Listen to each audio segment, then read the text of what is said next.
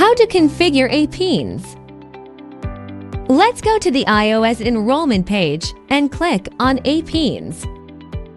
Open Learn More page. On this page, you can find instructions on how to create an APN certificate.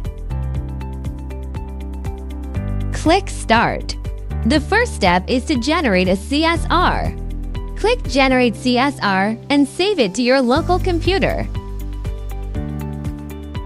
Next, go to the Apple Push Portal website to create a certificate. Sign in with your company's Apple ID and password. Enter the verification code. Click Create a certificate. Upload your CSR file. Click Upload. Download the push certificate.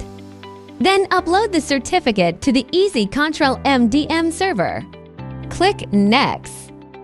Enter Apple ID and email address to receive APNs expiration notifications. Upload certificate. Click Finish to complete the certificate configuration. You can update the email address here. Similarly, you can follow the steps below to renew APNs. Generate CSR. Go to the Apple website.